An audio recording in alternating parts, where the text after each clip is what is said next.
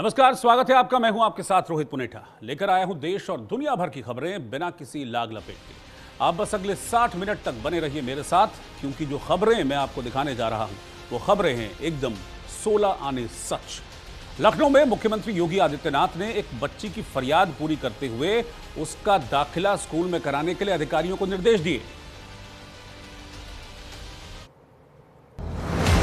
लखनऊ में सीएम योगी ने जनता दर्शन के दौरान स्कूल में एडमिशन की गुहार लगा रही अनाबी अली नाम की बच्ची की फरियाद सुनी और अधिकारियों को बच्ची को स्कूल में प्रवेश दिलाने के निर्देश दिए। कौन क्लास में एडमिशन चाहिए? नर्सरी। तो स्कूल जाएगी, पढ़ेगी। इस दौरान बच्ची ने सीएम योगी को कविता भी सुनाई, जो कि खूब चर्चा का विषय बनी हुई है। शेर बच्चे शेर बच्चे शेर बच्चे हैं, हम छोटे हैं तो क्या हुआ, हम दिल के सच्चे हैं, हम गाएंगे हम खाएंगे, हम बड़े होके देश की शान बढ़ाएंगे, शान बढ़ाएंगे। जय हिंद, जय हिंद। अपने पद से इस्तीफा देने वाले बरेली के सिटी मजिस्ट्रेट अलंकार अग्निहोत्री ने बनारस में शंकराचार्य स्वामी अभिमुक्तेश्वरानंद से मुलाकात की। शंकराचार्य से मुलाकात के बाद अलंकार अग्निहोत्री ने SC/ST एक्ट को देश का सबसे बड़ा काला कानून करार दिया और 7 फरवरी को राष्ट्रव्यापी आंदोलन की चेतावनी दी।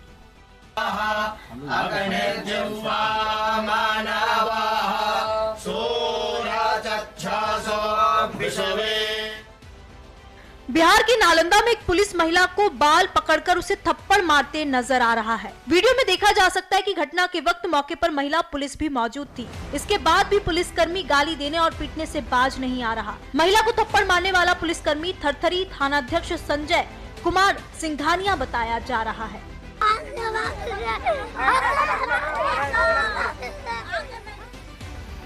Army chief general Upendra Dwivedi का वीडियो सामने आया है, जिसमें वे असम रेजिमेंट के जाबाज जवानों के साथ ताल से ताल मिलाते नजर आ रहे हैं।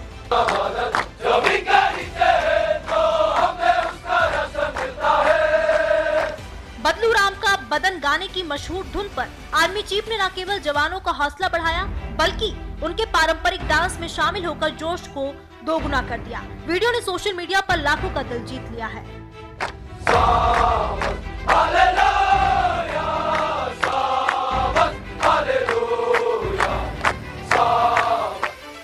सोनभद्र के लोड़ी टोल प्लाजा पर टोल कर्मियों ने महिला वकील से मारपीट की। बताया जा रहा है कि वकील आरती पांडे अपने परिवार के साथ ओबरा से रॉबर्ट्सगंज की ओर जा रही थी। जब उनकी गाड़ी लोड़ी टोल प्लाजा पर टोल टैक्स देने के लिए रुकी, उसी दौरान टोल टैक्स को लेकर टोल कर्मियों से कहासुनी हो गई। मामूली विवाद ने जल्द ही उग्र रूप ले लिया और टोल कर्मियों ने महिला वकील के परिजनों के साथ गाली गलौज करते हुए लाठी डंडों से मारपीट शुरू कर दी। पीड़िता का ये कहना है कि बीच बचाव करने पर उनके साथ भी अभद्रता की गई, उन्हें जान से मारने की धमकी दी गई।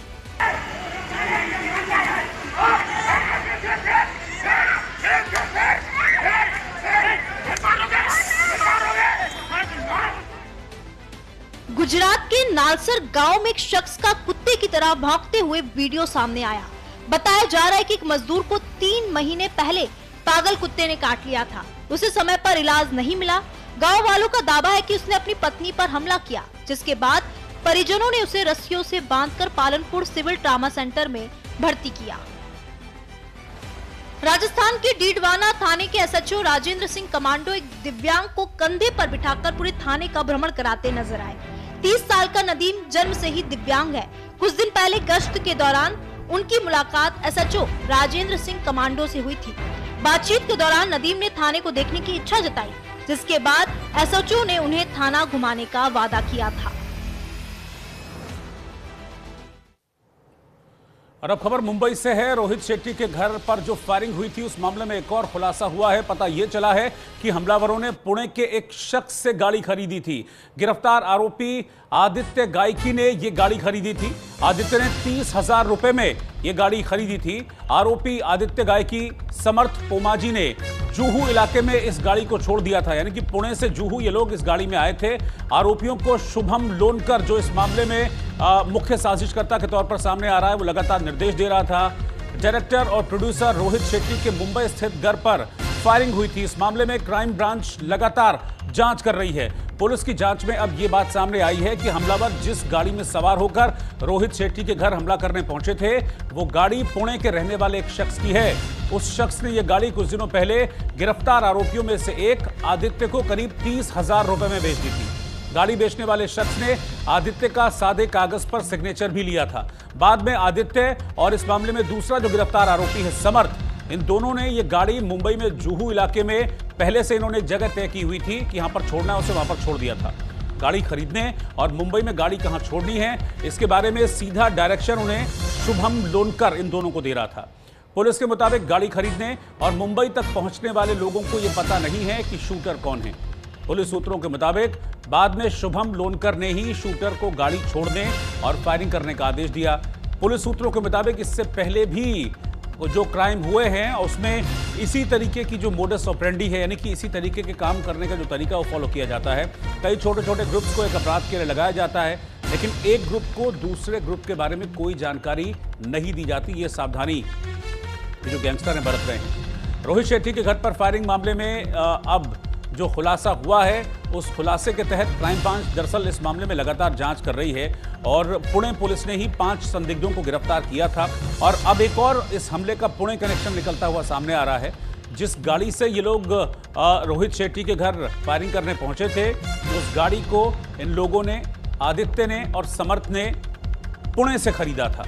और ये भी जानकारी सामने आ रही है कि जिस शख्स से गाड़ी खरीदी गई थी उसने इनके एक साइन लिए थे सादे कागज पर, या हो सकता है शायद वो सेल लेटर भी कई बार होता है कि सेल लेटर पर साइन करके लोग गाड़ी दे देते हैं, तो शायद ऐसा हुआ होगा इस मामले में। इसकी भी जांच चल रही है। 30,000 रुपए में गाड़ी खरीदी, इस गाड़ी को फिर ये लोग पुणे से यहाँ मुंबई लेकर आए, फिर मुंबई में जुहू के पास इस गाड़ी को छोड़ दिया गया, फिर रोहित शेट्टी के घर पहुंचे और वहां पर फायरिंग की है। तो पुणे से दूसरा कनेक्शन जुड़ता हुआ इस वारदात का, रोहित शेट्टी के घर हुए अटैक का दूसरा कनेक्शन सामने आया है। रोहित शेट्टी के घर पर जब हमला हुआ था, अटैक हुआ था, उसके बाद बाकायदा एक धमकी भरा फेसबुक पोस्ट करते हुए इस पूरे हमले की, इस पूरे अटैक की जिम्मेदारी ली गई थी। और इस फेसबुक पोस्ट के जरिए इन लोगों ने खुद की पहचान भी उजागर की थी। इसमें लिखा था, राम राम जी, बजरंगबली सभी भाइयों को। आज जो ये मुंबई में यानी कि शेट्टी टावर का जिक्र कर रहे हैं, फिल्म डायरेक्टर रोहित शेट्टी के घर पर जो फायरिंग हुई है उसकी जिम्मेदारी शुभम लोनकर, आरजू बिश्नोई, हरी बॉक्सर, हरमन संधू लेते हैं। अपने नामों का खुद ये लोग खुलासा कर रहे थे। हमने इसको बहुत बार मैसेज किया कि हमारे काम में दखल न दे, लेकिन इसको समझ नहीं आया। इसको ये छोटा सा ट्रेलर हमने दिया है। इसको अगर आगे फिर हमारी बात समझ में नहीं आती तो अब घर के बाहर नहीं बल्कि इसके बेडरूम में गोली चलेगी, इसकी छाती पर। और आगे पूरे बॉलीवुड की चेतावनी है कि टाइम रहते सुधर जाओ वरना बहुत बुरा हाल होगा। इसके आगे लोग लिखते हैं कि हमने जिन जिन लोगों को फ़ोन किया हुआ है, या तो टाइम रहते लाइन पर आ जाओ वरना छिपने के लिए जगह कम पड़ जाएगी। तुम्हें और जितने भी हमारे दुश्मन हैं तैयार रहो, जल्द ही मुलाकात होगी, वेट एंड वॉच है। ये सारी बातें एक फेसबुक पोस्ट के जरिए इन लोगों ने लिखी थी। इसमें बाकायदा अपने नामों का जिक्र किया था, फिर नीचे लॉरेंस बिश्नोई ग्रुप लिखा था, फिर जय श्री राम इसके एंड में लिखा था। और इसी के बाद ये बात सामने आने लगी थी कि क्या इस पूरे वारदात के पीछे, रोहित शेट्टी को टारगेट करने के पीछे क्या लॉरेंस बिश्नोई गैंग है? वही लॉरेंस बिश्नोई गैंग जो कि इससे पहले भी बॉलीवुड को टारगेट करता रहा है।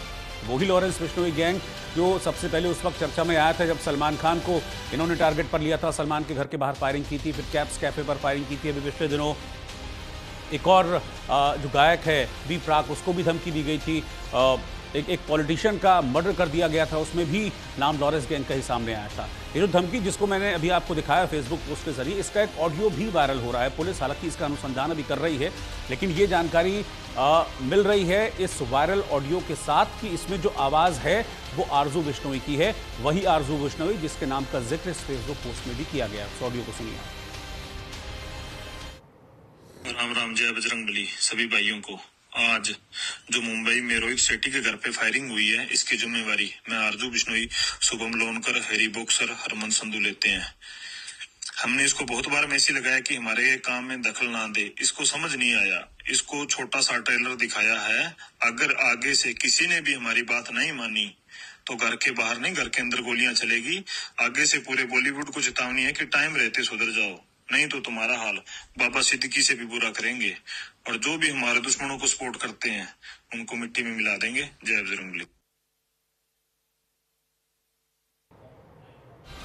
तो इस मामले में अपडेट ले लेते हैं। ये ऑडियो भी वायरल हो रहा है। दावा किया जा रहा है कि इसमें आरजू बिश्नोई की आवाज़ है और आरजू बिश्नोई वो शख्स है जो रोहित शेट्टी पर हमले की प्लानिंग में शामिल रहा था।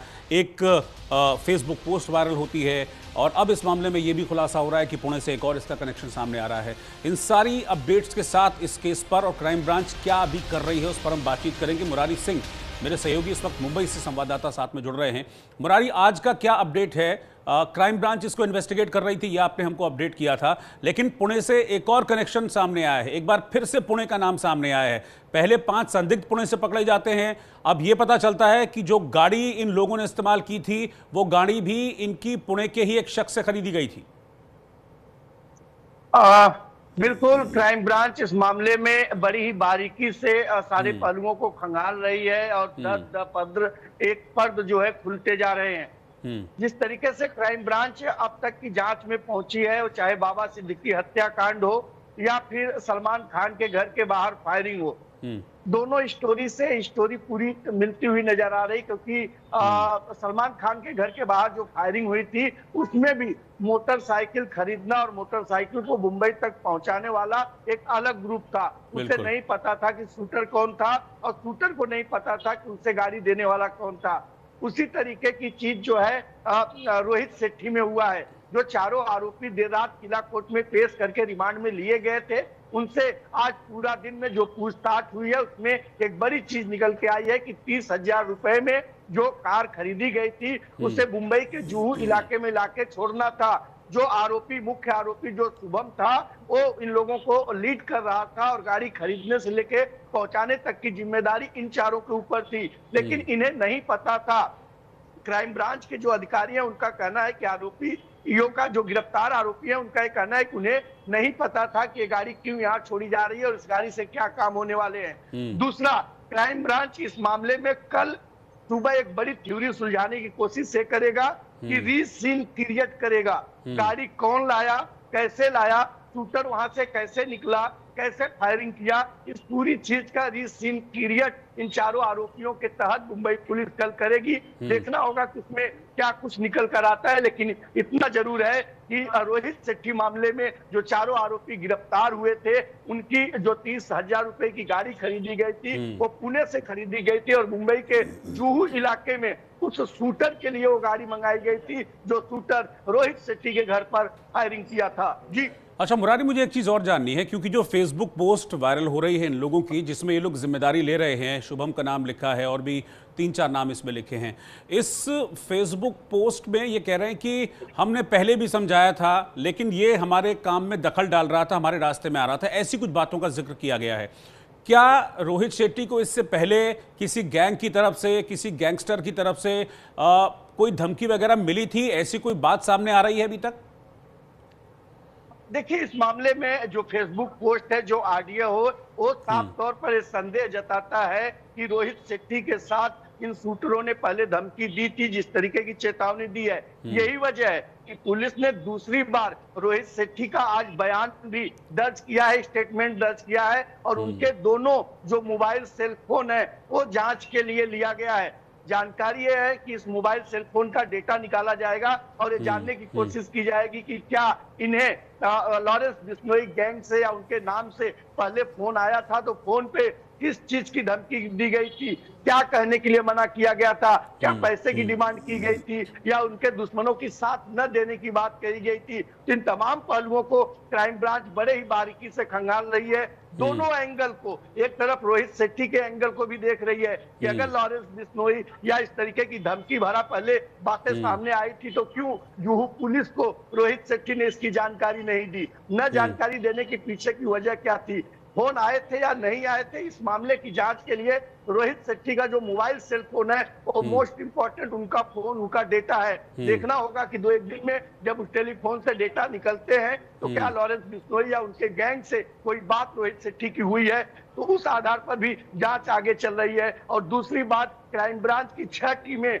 गठन की गई है मुख्य आरोपी को गिरफ्तार करने के लिए, क्योंकि शूटर जो था वो अभी भी पुलिस की गिरफ्त से फरार है। जी ठीक है मुरारी, आप मेरे साथ बने रहिए, मैं आपके पास वापस लौटूंगा। इससे पहले मैं अपने प्रोड्यूसर से कहना चाहूंगा, जो 2-3 बातें कही हैं मुरारी ने, ये बड़ी खबरें हैं, इनको फौरन ब्रेक किया जाए। जिसमें मुरारी ने ये बहुत क्लियर किया है कि रोहित शेट्टी से एक बार फिर से मुंबई की क्राइम ब्रांच ने इस वारदात के बारे में पूछताछ की है। और एक और बड़ा अपडेट इस मामले में यह है कि मुंबई की क्राइम ब्रांच इस मामले में सीन रिक्रिएशन करेगी। जो वारदात हुई है, कैसे पुणे से मुंबई गाड़ी लाई गई, मुंबई में जुहू में गाड़ी को छोड़ा गया और फिर इस वारदात को अंजाम दिया गया, ये सारा सीन रिक्रिएट करेगी। मैं अपने प्रोड्यूसर से कहूंगा इस खबर को ब्रेक करें। मैं आपके पास अगले सवाल के लिए आ रहा हूं। मुरारी, मैं आपके पास लौटता हूं। मैं इससे पहले जरा बता दूं कि इस गैंग के निशाने पर अब तक कौन कौन रहा है, फिर मैं अगले सवाल के लिए आपके पास आऊंगा, क्योंकि ये कोई पहला मामला नहीं है रोहित शेट्टी इस गैंग के निशाने पर आए हुए। इससे पहले बाबा सिद्दीकी, जो कि कांग्रेस के बड़े नेता के तौर पर इनकी पहचान रही, विधायक रहे, बॉलीवुड में अच्छा खासा इनका एक प्रभाव था, बॉलीवुड के कई दोस्त इनके थे, सलमान खान इनके बड़े करीबी दोस्तों में गिने जाते रहे हैं बाबा सिद्दीकी के। और जब भी ईद की पार्टी होती है, रमजान की पार्टी होती है, तो सलमान खान हमेशा उनके घर में मौजूद रहते थे पार्टी के लिए। उन बाबा सिद्दीकी को मारा गया था, सलमान खान पर अटैक किया गया था, कपिल शर्मा के जो कैप्स कैफे है उस पर भी अटैक किया गया था, और उसका भी आरोप लॉरेंस बिश्नोई के ऊपर ही लगा था, उनके गैंग के ऊपर लगा था। और अब इनके निशाने पर रोहित शेट्टी आ गए हैं। रोहित शेट्टी के घर पर फायरिंग हुई है। हालांकि इस मामले में बहुत सारी लीड्स हैं जो कि मुंबई की क्राइम ब्रांच को मिली है। क्राइम ब्रांच इस मामले में जांच कर रही है और इस जांच में अब तक कई चीजें सामने आई हैं। मुरारी इस वक्त मेरे साथ लगातार बने हुए हैं। मुरारी, एक चीज मैं और जानना चाह रहा हूं कि क्या मुंबई की क्राइम ब्रांच अभी तक इस चीज को लेकर श्योर हुई है कि इस अटैक के पीछे लॉरेंस बिश्नोई ही है? क्योंकि काफी सारी लुक अलाइक चीजें इस वारदात में दिख रही हैं, जैसा मोडस ऑपरेंडी रही है लॉरेंस गैंग की। बिल्कुल, अगर इसको बहुत आसानी से समझने की कोशिश करें कि लॉरेंस बिश्नोई गैंग का वो ऑडियो और फेसबुक कितना सच है, तो कयास इससे लगाया जा सकता है कि जो 30,000 रुपए की जो 4 व्हीलर गाड़ी खरीदी गई थी, ये वही मुख्य आरोपी है जिसने गाड़ी खरीदने के लिए कहा था। जो शुभम मुख्य आरोपी है, उसने ही जुहू में वो गाड़ी लाकर खड़ी करने के लिए कहा था। शुभम के कहने पर ही शूटर ने शूट के बाद उस गाड़ी का इस्तेमाल किया था। तो अगर इन पहलुओं पे डालें तो एक चीज तो जरूर साफ हो जाती है कि शूटरों को जिस तरीके से शुभम गाइड कर रहा था, 4 व्हीलर कार हो, वेपन हो या फिर जो भी सामान हो, जो व्यवस्थाएं हो, वो शुभम उनको मुहैया करा रहा था। अब ऐसे में मुख्य आरोपी के गिरफ्तारी के बाद ही आईने की तरह पिक्चर साफ हो पाएगी कि लॉरेंस बिश्नोई गैंग ने ही ये फायरिंग कराई थी या इसके पीछे और कोई है। लेकिन पुलिस के हाथ जो चारों आरोपी लगे हैं, उनसे जो पूछताछ अभी तक हुई है, जो जानकारी उनसे निकलकर आई है, उसमें माना जा रहा है कि लॉरेंस बिश्नोई गैंग के जो पोस्ट, जो ऑडियो आए हैं, कहीं न कहीं इस घटना से वो मर्ज हो रहे हैं। और यही वजह है कि रीसीन पीरियड के अलावा मोबाइल सेल फोन डेटा भी खंगाले जा रहे हैं कि कौन से समय पर, किस महीने में, किस टाइम पर इन लोगों ने फोन किया गया था।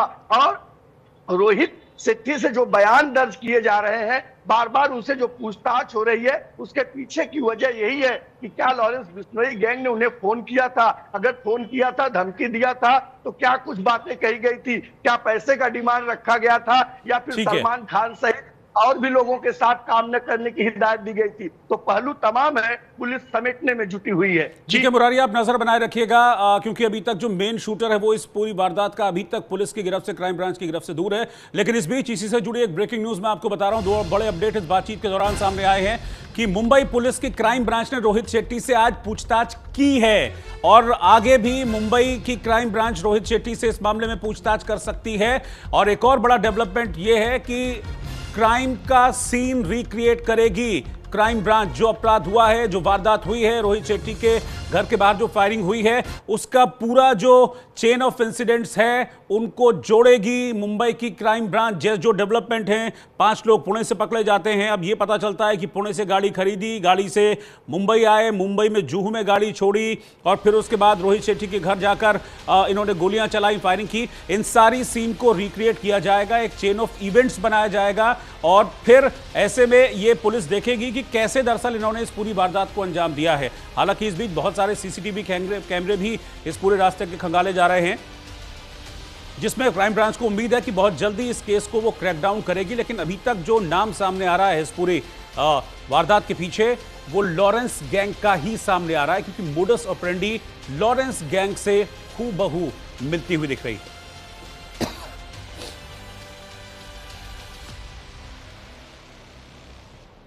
और इस वक्त जोधपुर से खबर मैं आपको बता रहा हूं, जहां पर साध्वी प्रेम बाईसा की मौत के मामले में अब तक सस्पेंस बरकरार है। साध्वी के पिता वीरमनाथ से एसआईटी ने पूछताछ की है और एसआईटी की टीम ने वीरमनाथ से करीब 3 घंटे तक पूछताछ की है।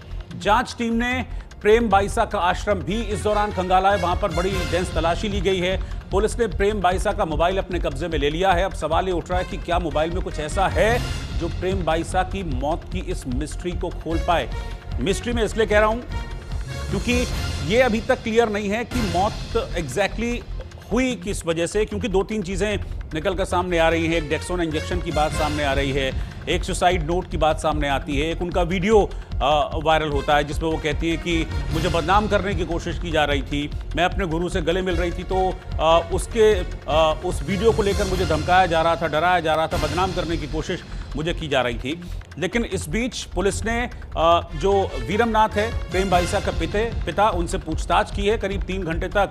उनसे बहुत सारे सवाल एसआईटी की टीम ने किए हैं। इस बीच प्रेम बाईसा के आश्रम में भी एसआईटी की टीम ने तलाशी ली है और जो मोबाइल है प्रेम बाईसा का, वो मोबाइल भी इस वक्त एसआईटी के कब्जे में है, जिसका अब आप समझिए कि इलेक्ट्रॉनिक एविडेंस के तौर पर इस्तेमाल कर सकती है एसआईटी और उसके अंदर क्या सबूत हैं उनको जुटाने की कोशिश भी एसआईटी की टीम करेगी।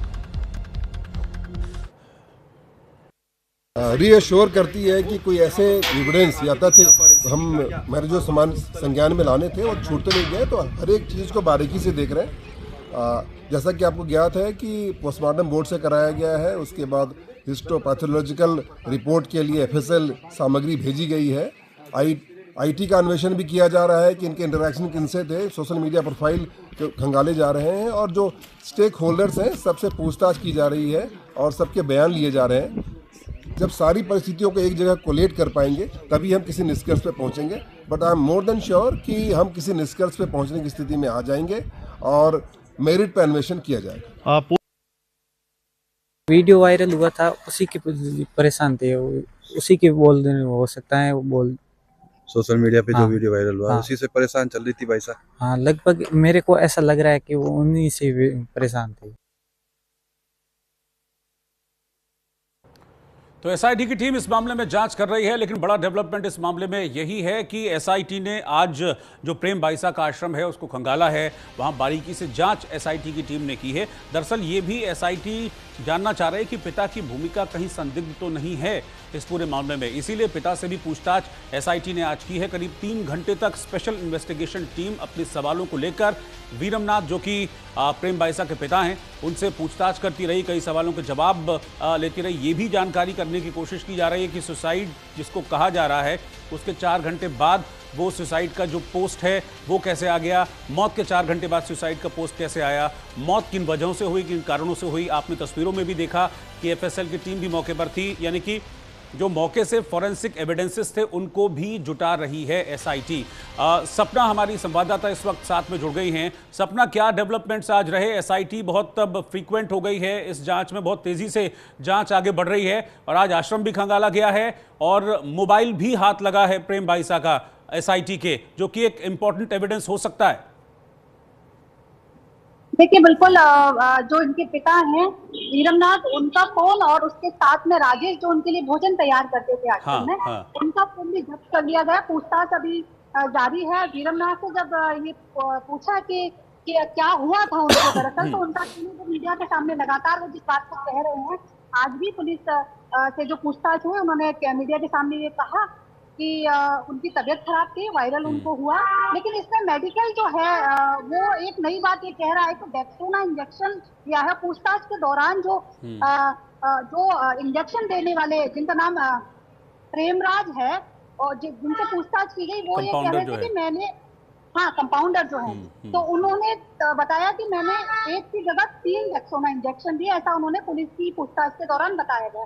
अब डेक्सोना इंजेक्शन जो है मेडिकल ये कहता है कि वो एलर्जी या बॉडी में कहीं सूजन जैसा कुछ महसूस हो तो उस समय वो दिया जाता है, लेकिन अगर उसकी अधिकता हो गई बॉडी में तो उसके कारण ही व्यक्ति की मृत्यु हो जाती है। अच्छा, इसमें एक हिस्सा ये भी जोड़ा जा रहा है कि जो पोस्टमार्टम रिपोर्ट सामने आई थी, तब अस्पताल के लोग, पुलिस प्रशासन भी ये कह रहा है कि प्रेम बाईसा की छोटी और बड़ी आंख में नीली पड़ गई थी उनकी आंखें, और ये तब होता है जब जहर की अधिकता हो। कौन सा जहर है, किस तरह से दिया गया है, क्या उसके पीछे क्या कारण थे, उनके फोन जब्त कर लिए गए, पूछताछ अभी जारी। हालांकि वीरमनाथ जो है लगातार एक ही बात पर अड़े हुए हैं कि मैंने वो पोस्ट जो की 4 घंटे बाद, वो इस मनोस्थिति में की कि मैं अपनी बच्ची के लिए न्याय चाहता था। वो पिछले कुछ समय से लड़ रही थी, मैं तो साथ दे रहा था उसका, क्योंकि वीडियो का वायरल किसी गलत उद्देश्य, ठगी के उद्देश्य की, जिसकी FIR भी हमने कराई और पुलिस ने उस पर कार्रवाई करते हुए बाकायदा ये सिद्ध किया कि हमको धमकाया जा रहा है। तो मैं तो अपनी बच्ची के साथ था। तो कई सारे प्रश्न जो वीरमनाथ की ओर खड़े थे वो उनको साफ करते हुए अब ये आश्रम पर ही इल्जाम लगा रहे हैं। अच्छा, आश्रम पर जब वीरमनाथ से ये पूछा गया कि आपने आश्रम से CCTV कैमरे क्यों हटवा लिए, तो वीरमनाथ कह रहे हैं कि CCTV कैमरे 2025 में वीडियो वायरल हुआ, उस समय भी नहीं थे। लेकिन यहाँ प्रश्न ये बनता है कि 2025 में वीरमनाथ के साथ जब प्रेम बाईसा का वीडियो वायरल हुआ था, उस समय पर वो जो वीडियो है वो CCTV कैमरे का है। दरअसल उसमें 2 वीडियो थे एंगल, अगर आपने वो वीडियो देखा होगा, उसमें 2 एंगल थे। एक एंगल जैसे कोई कोने में कहीं कमरे के छत के नीचे कहीं कैमरा लगा हो वो, और एक किसी व्यक्ति ने साथ में खड़े होकर बनाया। उसके दो वीडियो दरअसल वायरल हुए थे। तो अगर उस CCTV कैमरे में CCTV कैमरा आश्रम में नहीं था तो वो जो दूसरा वीडियो वायरल हुआ वो कहाँ से आया? तो अभी बहुत सारे ऐसे प्रश्न हैं जो प्रश्नों के कटघरे में ये पूरा परफेक्ट बहुत सारी चीजें हैं। सपना, आप ठीक कह रहे हैं, लेकिन मैं एक चीज समझना चाह रहा हूं कि एक कंपाउंडर और कंपाउंडर को पता होता है डोज क्या होती है और किसको कितनी डोज देनी होती है, लेकिन आप ये कह रही कि वो पुलिस के सामने इस बात को कह रहा है कि एक की बजाय मैंने 3 डोज दे दी, 3 इंजेक्शन दे दिए। ये तो अपने आप में, मतलब क्या ये लापरवाही है या किसी ने उससे कहा कि आपको ओवरडोज देनी है? एक का 2 ओवरडोज दे सकता है, 3 ओवरडोज, जबकि वो जानता है कि ये इट लीड टू डेथ, मौत हो सकती है किसी की भी।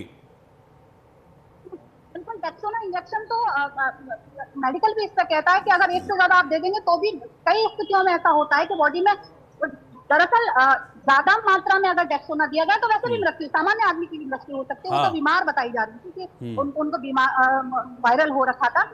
जब ये कहा प्रशासन के सामने, पुलिस के सामने इंजेक्शन मैंने 3 लगाए तो उनकी जो डिग्री है वो भी खगाली गई। बहुत सारे इसमें अभी पुलिस जो है अभी पूरी तरह से स्पष्ट नहीं कर पा रही है, क्योंकि तह तक पुलिस भी अभी पहुंची नहीं है। दरअसल रिपोर्ट का इंतजार पुलिस कर रही है। हम भी कर ही रहे हैं कि अगर कोई तथ्य सामने आता है तो हम भी दर्शकों को दिखा पाए कि दरअसल ये गुत्थी है क्या, क्योंकि पहले वीरमनाथ केंद्र में आ रहे थे, अब इंजेक्शन देने वाले व्यक्ति केंद्र में आ रहे हैं। अब इसमें एक कड़ी और जुड़ गई है, अब इसमें पूरा आश्रम केंद्र में आ रहा है कि कहीं ना कहीं कुछ लोग वहाँ के जो आसपास के इलाके के रहने वाले हैं, जो उनके प्रशंसक बताए जा रहे थे, वो ये कह रहे हैं कि आश्रम के पास में कोई शीशी मिली थी जहर की। बहुत सारी इसमें दरअसल बातें, बहुत सारे सवाल, बहुत सारी गुस्से हैं जो जब तक प्रशासन जो है स्पष्ट नहीं करेंगे तब तक हम इससे कुछ अपनी तरफ से टिप्पणी नहीं कर सकते। ये मतलब एक जिम्मेदारी वाली बात नहीं। जी ठीक है सपना, बहुत बहुत शुक्रिया आपका। आप नजर बनाए रखिएगा इस पूरे मामले पर, इसमें क्या कुछ डेवलपमेंट्स हैं, क्योंकि अब ये मामला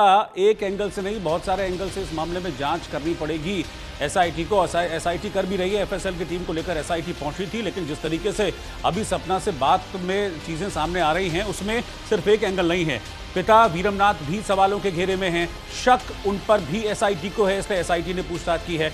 और इस बीच एक बड़ा डेवलपमेंट, बड़ी ब्रेकिंग जो है वो ये है, साध्वी प्रेम बाईसा की मौत मामले में पूछताछ SIT लगातार कर रही है और इसी पूछताछ में एक बड़ी बात सामने आ रही है। वो कंपाउंडर जिसने डेक्सोना का इंजेक्शन दिया था साध्वी प्रेम बाईसा को, उसने पुलिस के सामने ने कबूला है कि उसने 3 इंजेक्शन दिए थे, डेक्सोना की 3 डोज दी थी उसने, इसीलिए अब उसकी डिग्रियां खंगाली जा रही हैं। सवाल यह है कि वो कंपाउंडर जिसको सारी चीजें पता होती हैं, जिसका रोज का काम होता है कितना इंजेक्शन देना है, कैसे देना है, कितनी डोज देनी है, उसने इतनी बड़ी गलती कैसे कर दी? क्या महज एक गलती थी, लापरवाही थी, या फिर इसमें किसी और का इन्वॉल्वमेंट है? जैसे सपना ने भी कहा कि इस मामले में अब आश्रम की इन्वॉल्वमेंट भी निकलकर सामने आ रही है। तो क्या कोई ऐसा शख्स था जिसके संपर्क में कंपाउंडर था और इस शख्स ने कंपाउंडर पर दबाव बनाया, जिसकी वजह से डेक्सोना की 3 डोज दे दी गई? तो बहुत सारे सवाल हैं, इन सारे सवालों के जवाब तलाशने की कोशिश अब SIT कर रही है।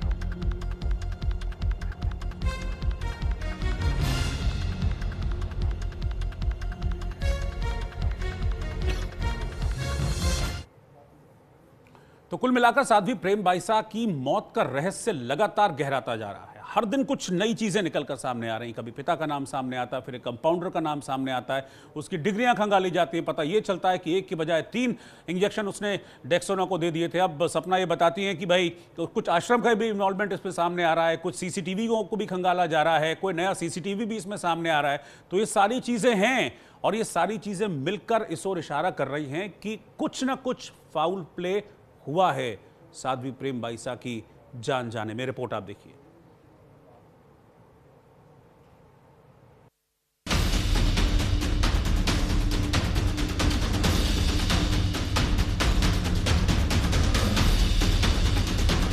साध्वी प्रेम बाईसा की संदिग्ध मौत मिस्ट्री बन गई है। जोधपुर पुलिस की SIT टीम हर एंगल से जांच पड़ताल कर रही है। SIT ने साध्वी के पिता वीरमनाथ को आश्रम बुलाकर करीब 3 घंटे तक पूछताछ की।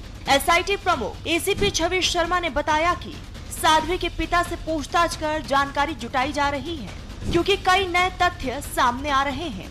धीरे धीरे कई बातें सामने आई हैं। पोस्टमार्टम रिपोर्ट के साथ साथ IT एक्सपर्ट और विस्तार जांच को जोड़कर पुलिस निष्कर्ष पर पहुंचेगी। FSL टीम ने मौके पर जाकर प्लेसेस ऑफ इंसिडेंट का सर्वे कराया। पुलिस 13 जुलाई 2025 को सोशल मीडिया पर साध्वी के वायरल वीडियो की जांच कर रही है। साध्वी जो प्रेम बाईसा हैं, इनके अभी जो घटनाक्रम हुआ था वो तो यह था कि बुधवार को 28 तारीख को शाम को, जब उनकी क्योंकि तबीयत वायरल की वजह से खराब थी, उनके पिताजी ने कोई कंपाउंडर को बुलाया, घर पर ही इंजेक्शन लगवाया, जो कहना है कि बहुत नॉर्मल इंजेक्शंस थे। और उसके बाद परंतु उनकी तबीयत बिगड़ने लगी, जिसपे उनको प्राइवेट हॉस्पिटल लेके गए, जहां ये बताया गया कि उनकी मृत्यु हो चुकी है पहले ही। फिर पिताजी द्वारा ही समझ नहीं होने पे बहुत ज्यादा एक बार घर ले जाया गया, वहां से उनको समझाइश करके MGH लाया गया। MGH मोर्चरी में फिर शव को रखवाया गया और उसके बाद मेडिकल बोर्ड से पोस्टमार्टम कराया गया। अभी पोस्टमार्टम रिपोर्ट प्राप्त होना शेष है। जो जहां उनका लास्ट, जब वो अलाइव थी अपने आश्रम में, जो उनका घर भी है जहां पर उनका रहवास है, वहां पर FSL टीम द्वारा पूरा निरीक्षण किया गया है और कोई नए तथ्य सामने आते हैं तो उसकी लाइट में दोबारा निरीक्षण किया जाएगा। साध्वी के पिता वीरमनाथ ने बताया कि साध्वी बाईसा को कभी कभी जुकाम होता तो दवा देते थे। उस दिन एक टैबलेट और इंजेक्शन दिया गया था। इससे पहले बीमार होने पर काली मिर्च का काढ़ा दिया गया था। वो मेरी रियल बेटी थी, डॉक्यूमेंट चेक कर सकते हैं, क्योंकि लोग अफवाह फैला रहे हैं कि वो मेरी सगी बेटी नहीं है।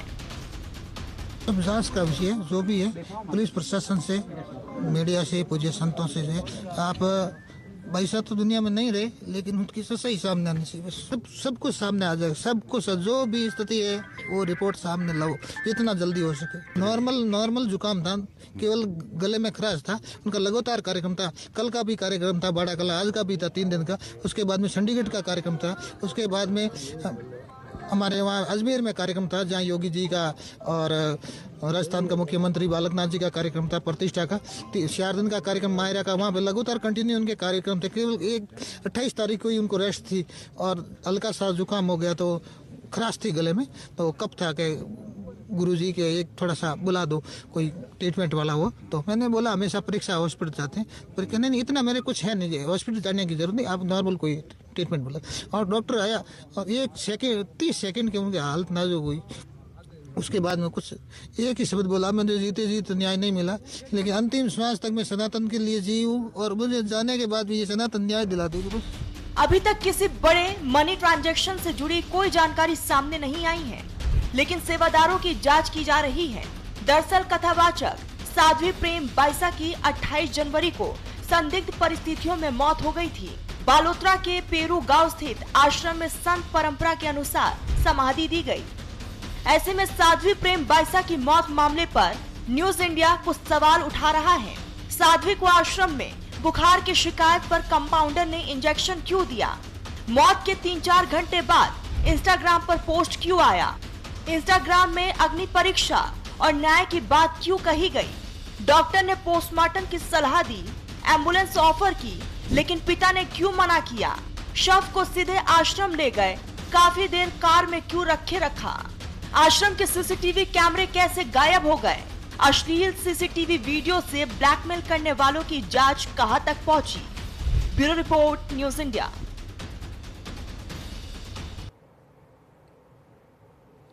बागपत में मन्नत पूरी होने पर एक बच्चे के पिता ने उसे सिक्कों से तौल दिया। बागपत में 4 महीने के मासूम को सिक्कों से तौलकर मंदिर में दान किया गया। बताया जा रहा है कि अक्षय और उनकी पत्नी सोनम ने संतान प्राप्ति के लिए संत शिरोमणि रविदास मंदिर में मन्नत मांगी थी और संकल्प लिया था कि अगर बेटे का जन्म हुआ तो उसके वजन के बराबर राशि मंदिर निर्माण में दान की जाएगी। मन्नत पूरी होने के बाद अक्षय अपने 4 महीने के बेटे रोहित को लेकर मंदिर पहुंचे। मंदिर परिसर में फूलों से सजे तराजू पर बैठाकर बच्चे को तौला गया। बच्चे का वजन करीब 6 किलो निकला, जिसके बाद करीब 10,000 रुपए मंदिर को दान किया गया। हापुड़ में गढ़मुक्तेश्वर के ब्रिज घाट पर नशे में धुत पर्यटकों ने जमकर उत्पात मचाया। नाव की छत पर चढ़कर हंगामा कर रहे युवकों को रोकने की कोशिश की गई तो नाविक पिता पुत्र को उपद्रवी युवकों ने पीटना शुरू किया। घटना की जानकारी मिलते ही पुलिस मौके पर पहुंची और 5 लोगों को हिरासत में लिया। यूपी के बांदा में फेयरवेल पार्टी के नाम पर छात्र छात्राओं ने जमकर उत्पात मचाया और शहर की सड़कों पर गाड़ियों से खतरनाक स्टंट करते नजर आए। वायरल वीडियो में लड़के लड़कियां चलती गाड़ियों की खिड़कियों से लटककर और सनरूफ से बाहर निकलकर रील शूट करते दिख रहे हैं। यूपी के बागपत में बधाई मांगने को लेकर किन्नरों के 2 गुटों में जमकर मारपीट हुई। मारपीट की घटना के बाद मौके पर अफरा तफरी मच गई। थाने में मामले की शिकायत की गई। शिकायतकर्ता चांदनी किन्नर ने आरोप लगाया कि वो अपने साथियों के साथ अपने इलाके में बधाई मांगने गई थी। तभी दूसरे पक्ष के 4 से अधिक किन्नर वहां आ गए और उनके साथ बदसलूकी करने लगे, जिसके बाद दोनों पक्षों में मारपीट शुरू हो गई। बदायूं के घर में कोबरा सांप निकलने से हड़कंप मच गया। परिवार वालों की माने तो उनके घर में कोबरा सांप दिखाई दिया। सांप निकलने के बाद 7 घंटे तक अपनी जगह से नहीं हिला। परिजनों का दावा है कि कोबरा सांप उनसे इशारों में बातचीत कर रहा है। उनका ये कहना है कि जब वो सांप के पास गए तो उसने फन हिलाया और जब सांप को दूध पीने के लिए कहा गया तो उसने मना कर दिया। देखते ही देखते मौके पर भीड़ जुट गई। कुछ लोग इसे चमत्कार मानने लगे। कुछ गाँव वाले तो सांप के पास रुपए रखने भी पहुँच गए। और यूजीसी को लेकर विवाद अभी भी छिड़ा हुआ है। अब नए नियम लागू करने की मांग को लेकर पटना में छात्रों ने बड़ा प्रदर्शन किया है। पटना कॉलेज से गांधी मैदान मार्च निकाल रहे छात्रों को पुलिस ने जेपी गोलंबर के पास रोकने की कोशिश की। इस दौरान छात्रों ने बैरिकेडिंग पर चढ़कर खूब नारेबाजी की और बैरिकेडिंग को तोड़कर ये लोग आगे बढ़ गए। इन छात्रों का कहना था कि वो सर पर कफन बांधकर निकले हैं, सरकार को नए नियम लागू करने ही होंगे, वो पीछे नहीं हटने वाले हैं। आपको बता दें कि 29 जनवरी को सुप्रीम कोर्ट ने यूनिवर्सिटी कॉलेज में भेदभाव रोकने वाले यूजीसी के नए नियम पर रोक लगा दी थी। सुप्रीम कोर्ट ने कहा था कि नियमों के प्रावधान स्पष्ट नहीं हैं, इनका गलत इस्तेमाल हो सकता है। यूजीसी के 2012 के नियम में बदलाव के बाद 13 जनवरी 2026 को ये नए नियम जारी किए गए थे। छात्रों का एक तबका इसे जरूरी बता रहा था, जबकि दूसरा तबका इसके विरोध में था। यूजीसी के नए नियमों के विरोध में पूरे देश में पहले सवर्ण समाज ने जोरदार प्रदर्शन किया था, क्योंकि यूजीसी के जो नए नियम, मेरा नए नियम से मतलब है जो 13 जनवरी 2026 को लागू किए गए थे, 13 जनवरी 2026 को जो नए नियम बनाए गए थे आगे के लिए, उसके बाद सवर्ण समाज के छात्रों ने, लोगों ने बड़ा प्रोटेस्ट देश भर में किया और कहा कि इसको रोल बैक किया जाना चाहिए। जिसके बाद मामला सुप्रीम कोर्ट में पहुंचा, कई याचिकाएं लगाई, बीएचयू से याचिकाएं लगाई गई, दिल्ली में भी जनहित याचिका सुप्रीम कोर्ट में लगाई गई थी, जिस पर सुनवाई करते हुए सुप्रीम कोर्ट ने इसको फिलहाल रोक दिया था कि जो प्रावधान हैं इसके वो स्पष्ट नहीं है और इस मामले में सुनवाई की अगली तारीख तय कर दी थी। अब जो दूसरा तबका है यानी कि SC ST और OBC वाले तबका है, अब वो प्रोटेस्ट पर उतर आए। वो कह रहे हैं कि भाई जो नए नियम थे उनको आप लागू करें। UGC भी लागू कराने के लिए पटना के साथ इधर लोकसभा में राहुल गांधी के भाषण के दौरान आज जोरदार हंगामा हो गया। राहुल गांधी ने ex army chief general MM Naravane की अनपब्लिश्ड किताब का हवाला देते हुए कहा कि 4 चीनी टैंक लद्दाख की सीमा में घुस गए थे। राहुल के ऐसा कहते ही पहले रक्षा मंत्री राजनाथ सिंह ने उन्हें टोका, उसके बाद गृह मंत्री अमित शाह ने भी राहुल को टोका और इसके बाद फिर स्पीकर ने नियमों का हवाला देते हुए राहुल गांधी को रोका। करीब 46 मिनट तक राहुल गांधी अपनी बात कहने की कोशिश करते रहे। इसके बाद स्पीकर ने लोकसभा की कार्यवाही को 3 बजे तक के लिए स्थगित कर दिया। 3 बजे के बाद फिर से लोकसभा की कार्यवाही शुरू हुई, लेकिन राहुल गांधी ने फिर उसी बात को बोलना शुरू कर दिया। फिर हंगामा होने लगा और महज 9 मिनट 3 बजे के बाद लोकसभा की कार्यवाही चली, उसे फिर 4 बजे के लिए स्थगित कर दिया गया। शाम 4 बजे भी कार्रवाई शुरू होते ही फिर से वहां पर हंगामा होने लगा।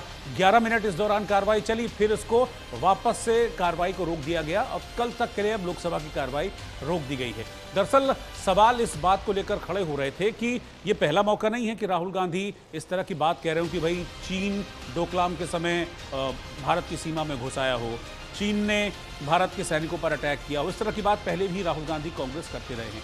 अब संसद में उसी बात को दोहरा रहे थे, लेकिन इस बार एक अनपब्लिश्ड किताब जिसके लिए कहा जा रहा है कि पूर्व army chief general MM Naravane की वो किताब है, उसका जिक्र करते हुए राहुल गांधी ने कहा कि भाई चीन के 4 टैंक भारतीय सीमा के बिल्कुल करीब पहुंच गए थे। इससे आगे वो बोलते उस पर राजनाथ सिंह ने वहीं टोक दिया कि आप जिस चीज का जिक्र कर रहे हैं वो अनपब्लिश्ड है, पब्लिश्ड है तो आप बताएं, नहीं तो आप यहीं रुक जाएं। इसी पर बहस होने लगी। फिर गृह मंत्री अमित शाह ने भी टोका, हंगामा शुरू हो गया और हंगामा शुरू होने के बाद संसद को स्थगित कर देना पड़ा। 2 बार स्थगित हुई, फिर कल तक के लिए स्थगित हो गई। क्या कहा राहुल गांधी ने संसद में और संसद के बाहर जिसके बाद ये हंगामा, उसको देखिए आप जरा। ये गारंटीड ऑथेंटिक है। इसमें नारावाने जी ने कहा है कि उनका मेमोआर है, उसे सरकार पब्लिश नहीं होने दे रही है, इसमें सब लिखा है।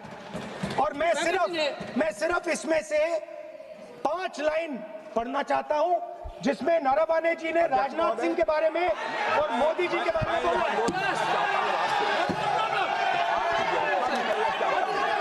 जो पुस्तक प्रकाशित हुई ही नहीं है तो किस पुस्तक को यहाँ पर उल्लेख करना चाहते हैं उनके बारे में? माननीय अध्यक्ष जी, विवाद लीडर ऑपोजिशन ने ही समाप्त कर दिया है। वो स्वयं कह रहे हैं कि पुस्तक प्रकाशित नहीं हुई। उन्हें स्वयं स्वीकार किया कि पुस्तक प्रकाशित नहीं हुई है। अब जो पुस्तक प्रकाशित नहीं हुई है इसका जिक्र सदन में कैसे हो सकता है? और प्रकाशित हो तो भी नहीं कर सकते, मगर प्रकाशित ही नहीं हुई है। हाँ, ऐसे प्रकाशित कोई भी किताब प्रकाशित, कोई भी मेल पर, कोई भी चीज पर चर्चा कैसे हो सकती है यहाँ सदन में? माननीय सदस्य, आप राष्ट्रपति अभी भाषण में बोले। No. We're within a few hundred meters of our positions on the Kailash range.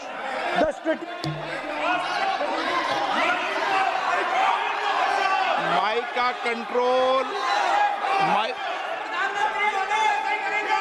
सदन को गुमराह करने की कोशिश न करें और यहाँ अनावश्यक बातों का उल्लेख नहीं किया जाना चाहिए। राहुल जी,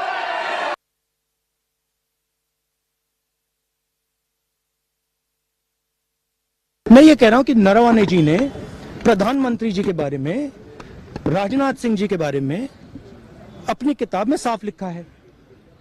वो एक आर्टिकल में आया है, मैं आर्टिकल को कोट कर रहा हूं, मुझे बोलने नहीं दे रहे हैं। मैं नहीं बोल रहा हूं, नरवणे जी ने ये किताब लिखी है। वो डरे हुए हैं क्योंकि अगर वो निकला तो नरेंद्र मोदी और राजनाथ सिंह की जो रियलिटी है वो लोगों को पता लग जाएगी कि जब चाइना हमारे सामने खड़ा था, आगे आ रहा था, 56 इंच की छाती को क्या हुआ था, उस लाइन में है पूरा। रूल है पब्लिश सोर्स, एक पब्लिश सोर्स होना चाहिए, चाहे वो मैगजीन हो चाहे वो किताब हो। ये मैगजीन में पब्लिश्ड है, एक्सेप्ट है किताब का, तो इसमें तो कोई अनऑथेंटिकेटेड सोर्स नहीं है, वो ऑथेंटिकेट कर लेंगे राहुल जी, तो उसमें प्रॉब्लम क्या है? आप कह रहे हैं मौका मिलना चाहिए बोलने का, ताकि उसकी ऑथेंटिकेशन बात हो सकती है। डर किस बात का है? डर किस बात का है? डर एक लाइन का है, सिर्फ एक लाइन का डर है। एक लाइन है उसमें जो जिससे प्रधानमंत्री राजनाथ सिंह की पूरी सरकार डरी हुई है। राहुल गांधी जी जिस तरह अनुशासनहीनता का परिचय दे रहे सदन के अंदर, अध्यक्ष के आदेश को भी नहीं मानते, तो मेरा आग्रह होगा कि राहुल जी आपको शुरू करनी चाहिए। 1962 में आपके नाना परनाना जी ने कितनी जमीनें चाइनाज को दिया, और आप जो गए थे चाइनीज एम्बेसी, उसमें क्या क्या बातें हुई थी, वहां से आप शुरू करें। उस अगर वही रेफरेंस है तो करें, लेकिन अभी आज आप राष्ट्रपति के अभिभाषण पर ही चर्चा कर देंगे, तब एलओपी की मर्यादा बचे। और राहुल गांधी संसद में जिस किताब का जिक्र कर रहे थे, वो किताब पहली बात तो पब्लिश ही नहीं हुई, जिसका हवाला आपने सुना कि भी राजनाथ सिंह ने भी दिया, अमित शाह ने भी दिया, और बल्कि लोकसभा अध्यक्ष ने भी कहा कि पब्लिश भी है तो भी आप किसी का रेफरेंस ऐसे संसद में नहीं रख सकते हैं। लेकिन जिनकी किताब का हवाला दे रहे थे राहुल गांधी, जनरल MM नरावने, वो भारतीय सेना के, भारतीय थल सेना के जनरल रहे हैं। उन्होंने खुद क्या कहा था डोकलाम के उस इंसिडेंट के बाद, वो आप देखिए। उसमें क्लियर कह रहे हैं वो, not even a single inch of land is acquired by China. 1 inch भी चाइना अंदर नहीं आया था। देखिए आप इंटरव्यू उनका। Firstly, we have not lost out in any territory. We are where we were before this whole thing started. But as a result of this agreement, it has been reached on the principle of mutual and equal security. So I think that should be the way we look at this whole disengagement process, that it serves the interests of both countries to have a very stable LAC and with less chances of any confrontation taking place. That should be the larger viewpoint that we take. And not an inch has been lost. Not an inch has been lost. That's right. इधर दिल्ली में ममता बनर्जी ने election commission से आज मुलाकात की, और ममता ने SIR के मुद्दे पर इलेक्शन कमीशन के अधिकारियों से मुलाकात की। काले कपड़े पहनकर ममता बनर्जी यहां प्रोटेस्ट करती हुई नजर आई हैं। चुनाव आयोग के ऊपर बड़े गंभीर आरोप लगाए। ममता बनर्जी ने कहा कि चुनाव आयोग बीजेपी का IT सेल है। वो कह रही हैं कि SIR में वोटर्स के नाम काटे गए, ये लोग मिलकर झूठ बोल रहे हैं। असम में वोटर्स के नाम काटे गए, बंगाल में वोटर्स के नाम काटे गए। चुनाव से 3 महीने पहले ये SIR क्यों करवा रहे हैं? ममता का सीधा आरोप था कि SIR के जरिए विपक्षी राज्यों को, जहां बीजेपी की सरकार नहीं है, वहां निशाना बनाया जा रहा है। बीजेपी के इशारे पर लोगों के नाम जबरन काटे जा रहे हैं। कोई भी कुर्सी स्थायी नहीं होती। आप देखिए जरा ममता बनर्जी का ड्रेसअप। आज वो पहुंची थी 4 बजे करीब इलेक्शन कमीशन के ऑफिस पहुंची थी, और SIR के मुद्दे पर अपनी नाराजगी जाहिर करने ममता बनर्जी पहुंची थी, अपनी बात रखने, और काले कपड़े पहनकर पहुंची। जब बाहर निकली तो तेवर बड़े तीखे थे, और उन्होंने सीधे तौर पर इलेक्शन कमीशन और बीजेपी के गठजोड़ का आरोप लगा दिया। 3 महीना पहले आपको SIR का करने का जरूरत क्यों था?